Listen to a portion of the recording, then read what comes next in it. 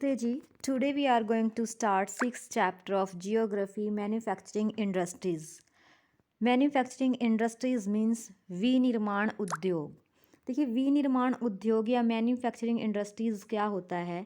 Manufacturing industries are the organised human efforts to convert a primary product into secondary one and make it more useful and valuable.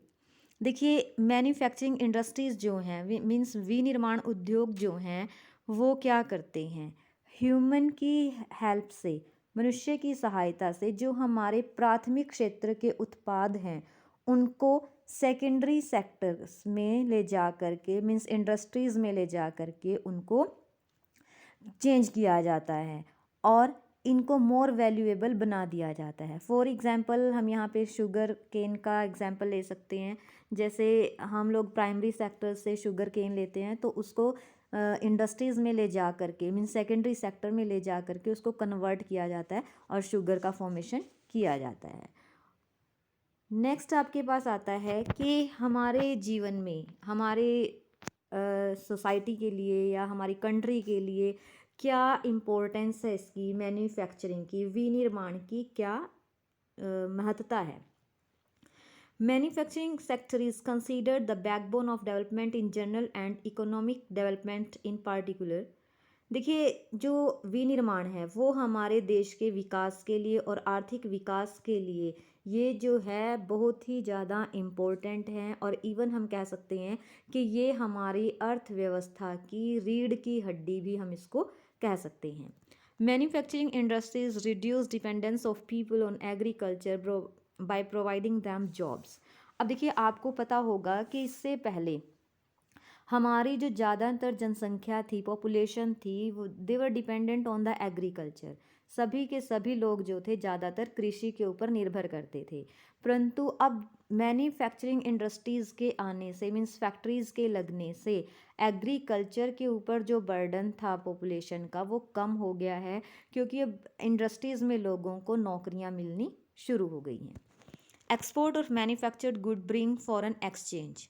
और जितना ज़्यादा विनिर्माण की गई वस्तुओं को निर्यात किया जाता है तो उससे हमारे देश में विदेशी मुद्रा की अभी बढ़ोतरी हुई है। Industrial development contributes in eradicating unemployment and poverty from the country. It also reduce regional imbalances.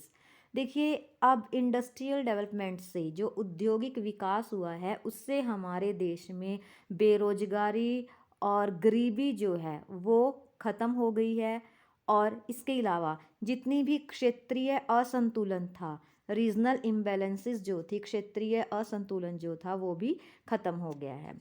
Countries where industries lay emphasis on ultra modern technology and very useful and highly sophisticated goods are manufactured from raw material are prosperous. अब देखिए ऐसे देश जहाँ पे ultra modern technology means बिल्कुल नई नई तकनीक के ऊपर एम्फेसाइज किया जाता है, प्रभाव दिया जाता है, और वहाँ का जो गुड्स हैं वहाँ पे जब गुड्स रॉ मटेरियल जो है और मीन्स कच्चा माल जो है उसको पक्के माल में बदल करके ऐसे देश जो हैं वो बहुत ज़्यादा प्रॉस्पिरस हो रहे हैं, समृद्ध हो रहे हैं। India's prosperity lies in increasing and diversifying its manufacturing industries as quickly as possible. और भारत की भी जो प्रॉस्पेरिटी है, जो समृद्धि है, वो इसी बात पे निर्भर करती है कि जल्दी से जल्दी भारत में जितना संभव हो सके मैन्युफैक्चरिंग इंडस्ट्रीज़, विनिर्माण उद्योगों को एस्टैब्लिश किया जा सके। Now factors affecting location of an industry. देखिए एक इंडस्ट्रीज़ को सेटअप करने के लिए हमें क्या क्या चीज़ों को, किन किन फैक्टर्स को माइंड में रखना होता है, किन किन चीज़ों को दिमाग में रखना होता है। That is availability of raw material, कच्चे माल की उपलब्धता, लेबर, मजदूर, कैपिटल, पूंजी, पावर, शक्ति एंड मार्केट, बाजार। ये सारे के सारे फैक्टर्स हैं जो कि एक इंडस्ट्रीज़ को सेटअप करने के लिए माइंड में रखने होते हैं। जब भी कोई इंडस्ट्रियलिस्ट कोई फैक्ट्री सेटअप करना चाहता है तो वो ऐसी जगह पे ही अपनी ये लोकेशन करेगा फैक्ट्री की जहाँ पर ये सारी की सारी चीज़ें अवेलेबल होती हैं। और इसके अलावा potentialities of setting up industries in a particular area, their density and their type are influenced by various factors. देखिए किस स्थान पर मतलब घनत्व को देखते हुए और कौन कौन से फैक्टर्स हैं जहाँ पे एक इंडस्ट्रीज लगाई जाती है, with one or other factor being more effective in a particular area, location and development of corresponding industries in that area are encouraged. Such factors are constant and assured supply of raw material. देखिए, सबसे पहले तो factory जो लगाई जाती है वो ऐसी जगह पे लगाई जाती है जहाँ पे कच्चा माल जो है वो पर्याप्त मात्रा में मिल सके। और उसके अलावा नेक्स्ट पॉइंट आपके पास आता है supply of cheapest source of energy. Energy के ऊर्जा के जितने भी सोर्स हैं वो वहाँ पे सस्ते दामों पर मिल जाएं। नेक्स्ट आता है आपका efficient means of transport. Means ये है कि ट्रांसपोर्ट के जो मींस हैं, यातायात के जो साधन हैं, परिवहन के जो साधन हैं, वो भी आसानी से वहाँ पे मिल जाएं। और easy access to the market, market भी आसपास होनी चाहिए। Availability of skilled and cheap labour and capital, और इसके अलावा कुशल जो श्रमिक हैं वो और सस्ते जो श्रमिक हैं वो और पूंजी वहाँ पे आसानी से मिल जाए। तो ये सारे के सारे मेन फैक्टर्स हैं जो कि एक फैक्ट्री को सेटअप करते हुए माइंड में रखने होते हैं। दैट इज़ रॉ मटेरियल कच्चा माल, energy resources, market availability of skilled and cheap labour and capital. ये सारे के सारे पॉइंट्स माइंड में रखने होते हैं।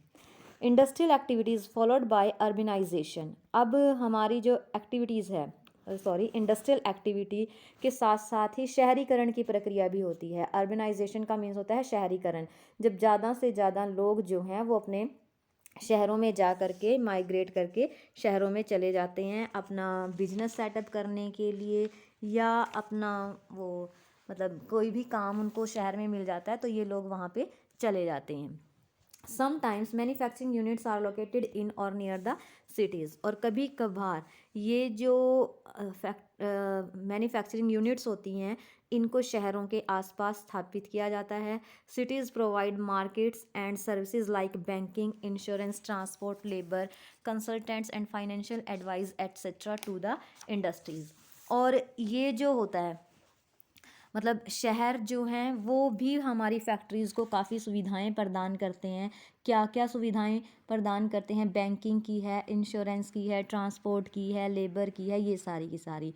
और क्या होता है अब इस प्रकार से ये जो मतलब लेन देन किया जाता है फैक्ट्रीज़ को, सिटी से जो फैसिलिटीज़ मिलती हैं और सिटी वालों को फैक्ट्री से जो सिटी वालों को जो फैक्ट्रीज से सुविधाएं मिलती हैं, तो इन सब को क्या कहा जाता है? एग्लोमरेशन इकोनॉमिक्स कहा जाता है। एग्लोमरेशन इकोनॉमिक्स इसको कहा जाता है, संवर्धन आर्थिक विकास इसको कहा जाता है। Now we will discuss about the classification of industries. देखिए, हमारी जो इंडस्ट्रीज़ हैं उनको अलग अलग पार्ट्स में डिवाइड किया गया है। That is based on main role, based on capital investment and based on ownership. अब देखिए, बेस्ड ऑन मेन रोल में आता है आपका बेसिक और की इंडस्ट्रीज़ भी इसको कहा जाता है, और इसके अलावा कंज्यूमर इंडस्ट्रीज़ भी इसको कहा जाता है। सेकंड आपके पास आता है बेस्ड ऑन कैपिटल इन्वेस्टमेंट। यहाँ पे आपकी स्मॉल स्केल और लार्ज स्केल आती हैं।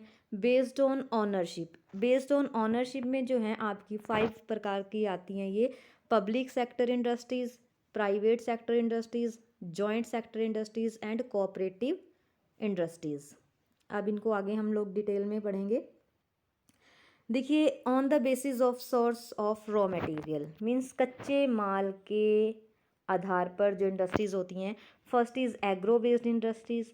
The industries which derive their raw material from agriculture are called agro based industries.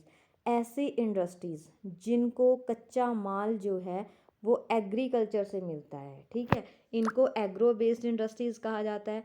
For example textile industries, sugar industries, vegetable oil industries, T and coffee industries etcetera. तो ये जो भी industries हैं ये सारी की सारी हमारी एग्रीकल्चर पे निर्भर हैं, इस वजह से इनको एग्रो बेस्ड इंडस्ट्रीज़ कहा जाता है। नेक्स्ट आपके पास आता है mineral based industries.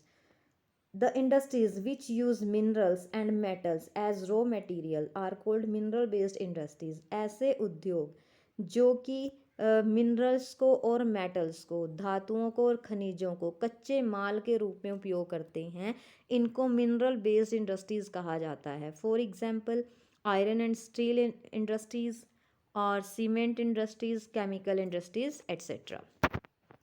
Next topic आपका आता है मेन रोल के आधार पर कि किसका क्या वो है।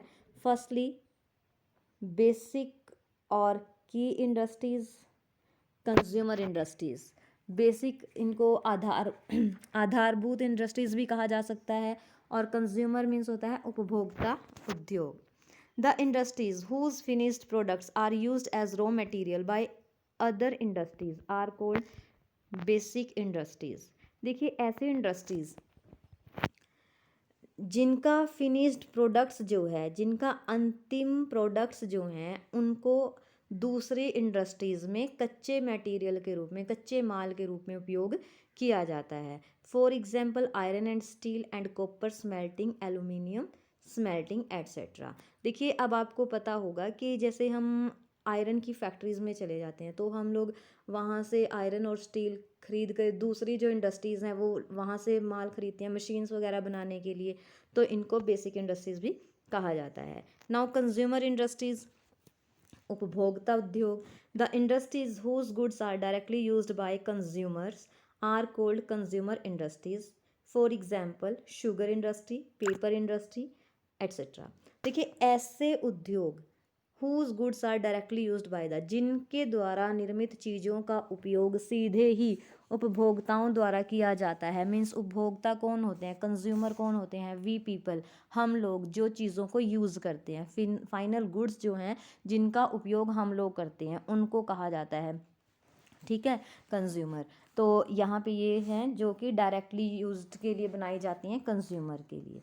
नेक्स्ट आपके पास आता है on the basis of capital investment, कि पूंजी कितनी लगाई जाती है। Small scale industries, industries employing small number of person with a capital investment of less than ₹1 crore are called small scale industries. देखिए ऐसे इंडस्ट्रीज जहाँ पे 1 करोड़ से कम पैसा लगाया जाता है और यहाँ पे काम करने वाले जो हैं कर्मचारी जो हैं वो भी कम संख्या में होते हैं। For example toys industries and readymade garments industries, तो खिलौने के जो उद्योग होते हैं और कपड़ा उद्योग जो हैं वो इसमें रेडीमेड कपड़ा उद्योग जो होते हैं इसमें इसको शामिल किया जाता है। नाउ लार्ज स्केल इंडस्ट्रीज़, देखिए जैसा कि इसके नेम से ही पता चल रहा है, स्मॉल स्केल मीन्स जहाँ पे कम पूंजी लगाई गई है, कम मनी लगाई गई है, और जहाँ पे यहाँ पे ज़्यादा संख्या में मनी लगाई जाती है।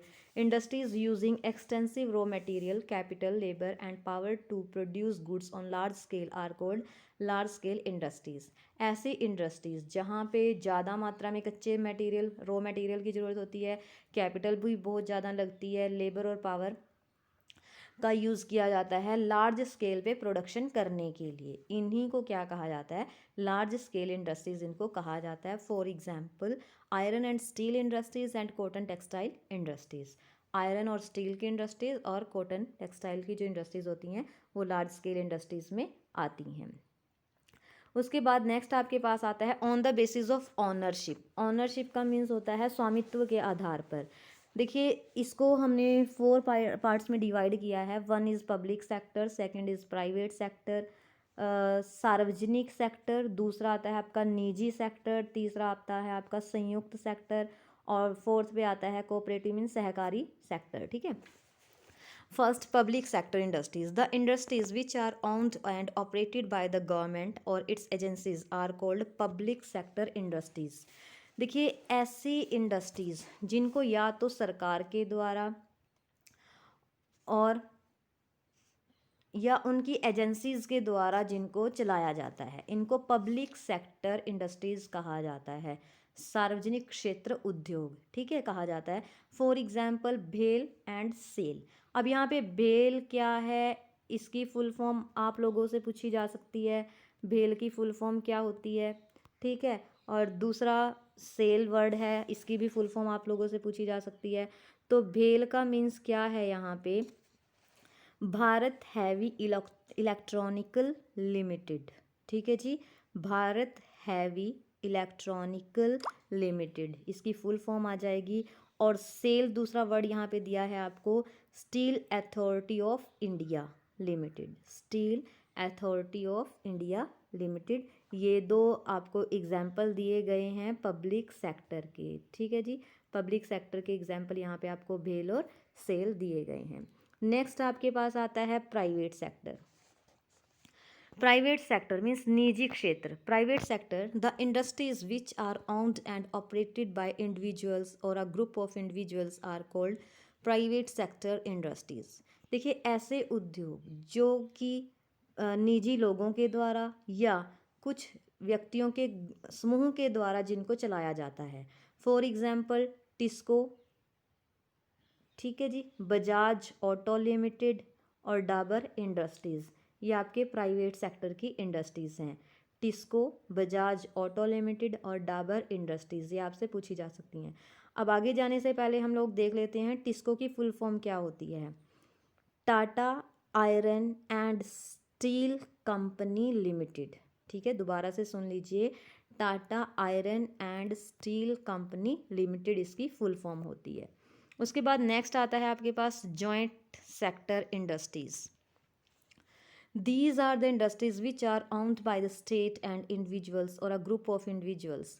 अब ये ऐसे इंडस्ट्रीज होती हैं, ऐसे उद्योग होते हैं जो कि राज्य के द्वारा, लोगों के द्वारा या एक ग्रुप ऑफ इंडिविजुअल व्यक्तियों के एक समूह के द्वारा जिनको चलाया जाता है।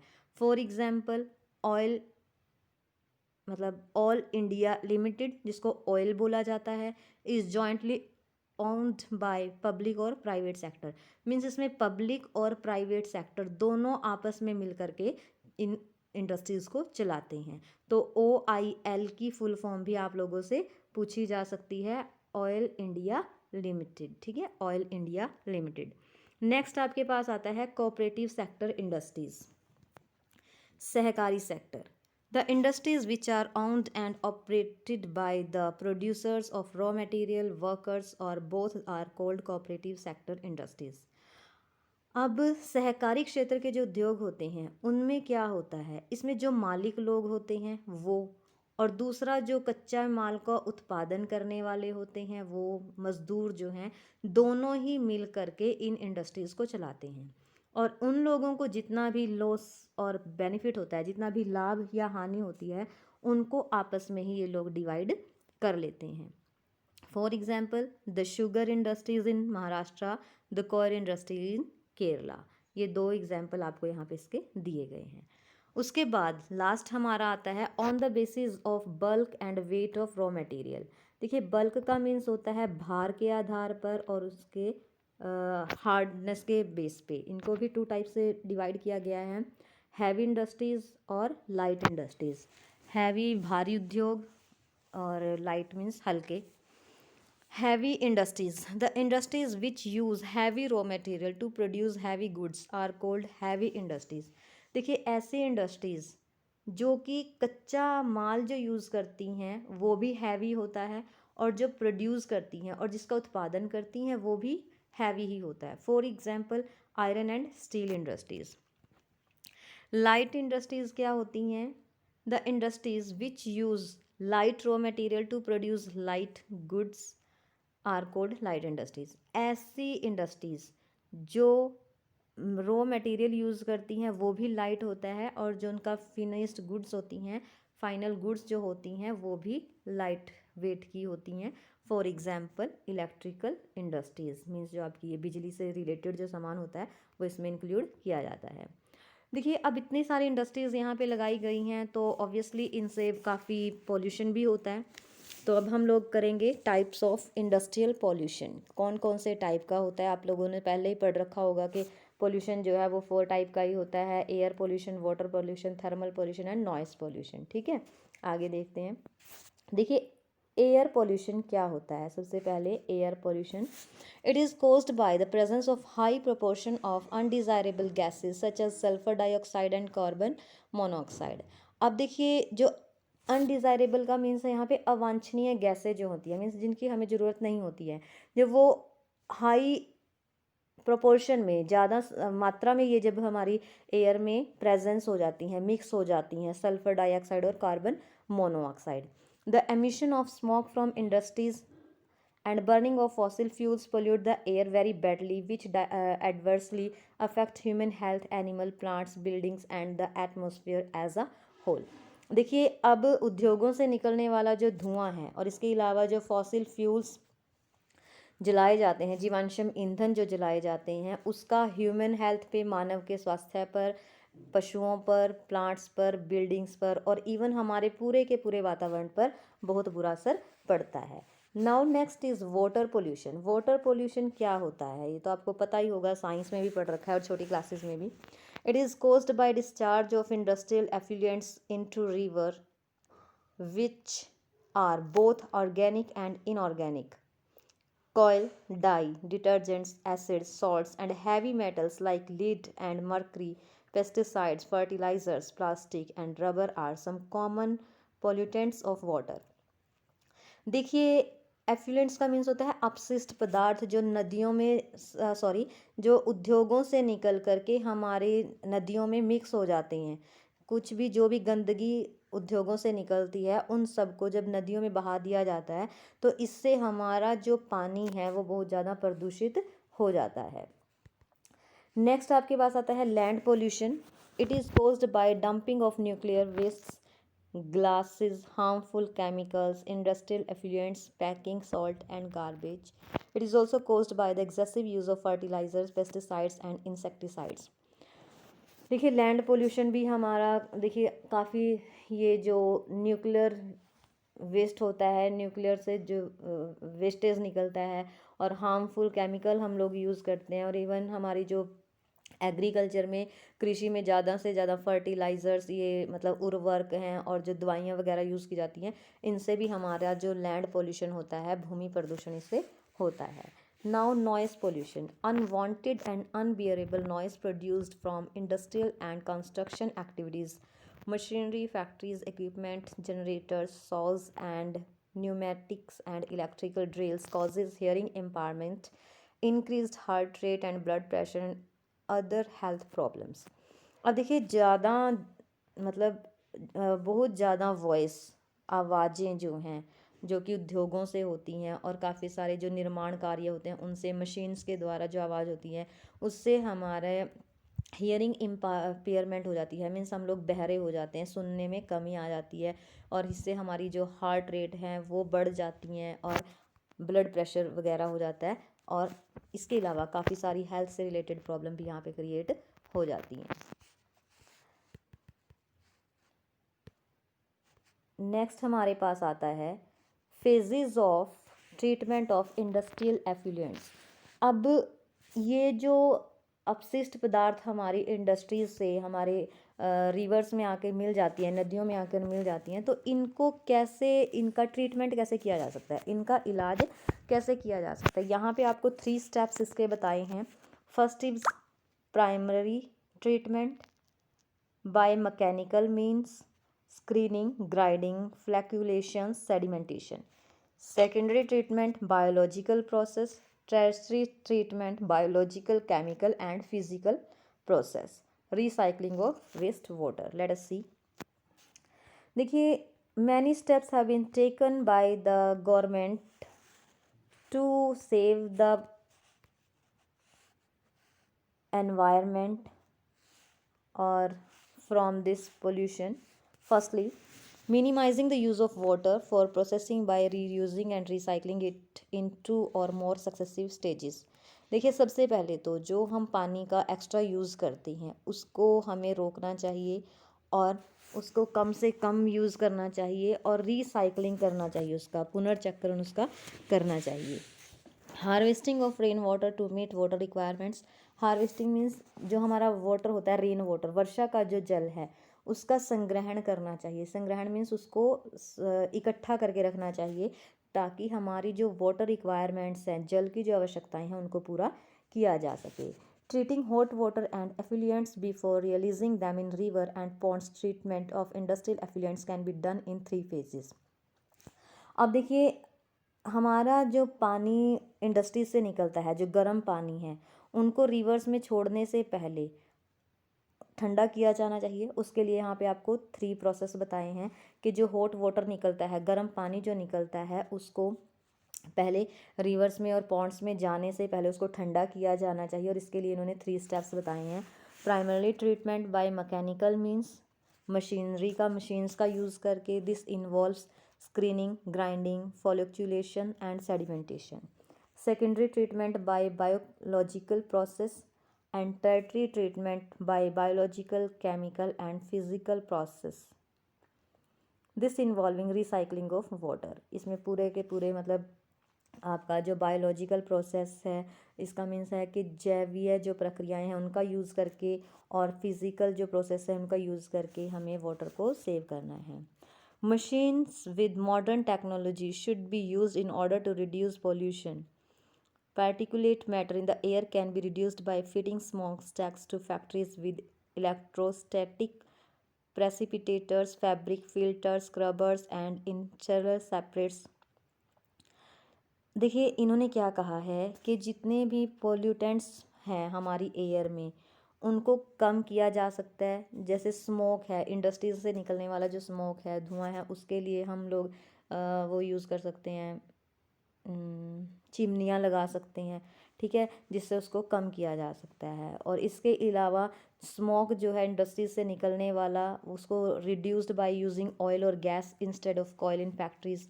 अब देखिए फैक्ट्रीज़ में कोयले का यूज़ किया जाता है, तो अगर उसको यूज़ न करके तेल का और गैस का यूज़ किया जाए, तभी भी स्मोक को कम किया जा सकता है। Machinery and equipment such as generator should be fitted with silencer. और जो ये चलाए जाते हैं जनरेटर और मशीन्स वगैरह हैं, इनका यूज़ किया जाना चाहिए, बट उनको यूज़ करने से पहले उनके साथ साइलेंसर्स वगैरह लगा लिए जाने चाहिए।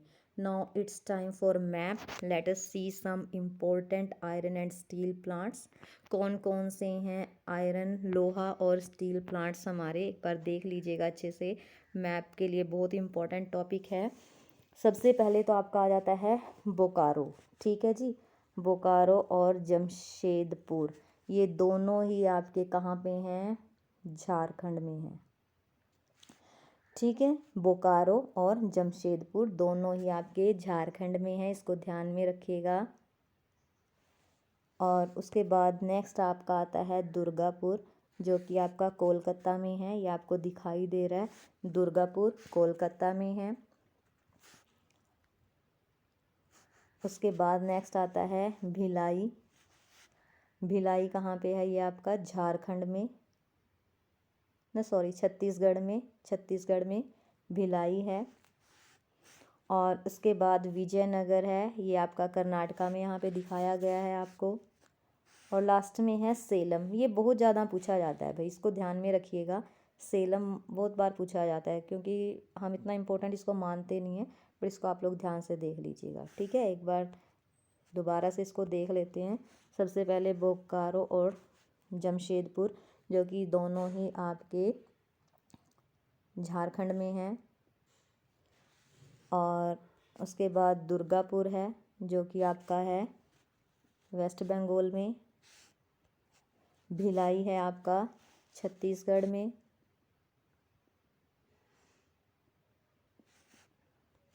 विजयनगर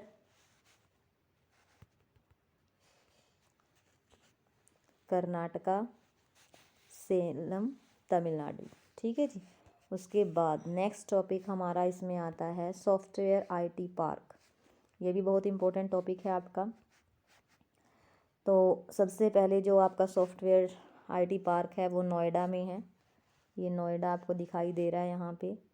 उसके बाद है गांधीनगर, जो कि गुजरात की कैपिटल है। उसके बाद नेक्स्ट आता है आपके पास मुंबई। मुंबई में ही पूना है आपके पास, यहाँ पे पुणे, मुंबई पुणे। हैदराबाद है,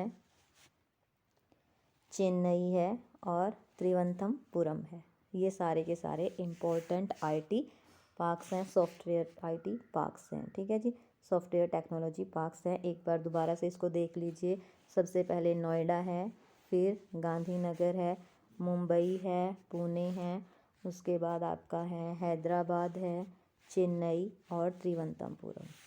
Okay, this is all about this chapter. Have a nice day.